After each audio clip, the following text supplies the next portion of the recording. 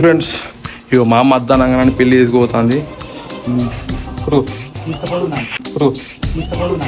కొట్టుకో spray perfume smell మంచిగా రావాలి. బాగుందయ్యా.